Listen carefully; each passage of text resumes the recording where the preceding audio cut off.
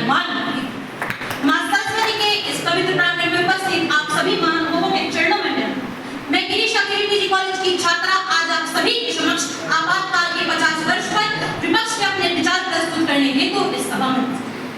जी हाँ महोदय, मैं आज 50 वर्षों बाद लोकतंत्र के अध्याय का वो काला पन्ना फिर से खोलने जा रही हूँ, जहाँ संविधान के हाथ पैर तोड़कर उसको खुदगर्जी की काल कोठरी में सड़ने गलने और मरने के लिए छोड़ दिया गया था। महोदय, सत्ता की ऐसी लालसा और अधिनायकवाद का एक ऐसा जुनून जिसने भारत के विलक्षण दस्तावेजों और भारतीय संविधान की मूलात्मा के दस्तावेजों को बदलने के पूर्ण प्रयास है। 42वां संविधान संशोधन कर भारतीय न्यायपालिका को अपाहिज और भारतीय जनता से उसके जीवन के अधिकार तक छीन लिए गए। मान्यवर, जहां लोकतंत्र में लोकतंत्र की खूबसूरती ही विपक्ष को माना जाता है, जो कि सत्ताधारी दल को निरंकुश होने से रोकता है, वहीं आपातकाल के दौरान विपक्षी नेताओं समेत 1 लाख से भी अधिक लोगों को अवैध रूप से जेलों में डाल दिया गया।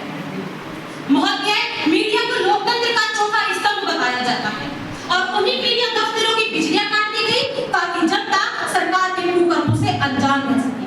परंतु महोदय,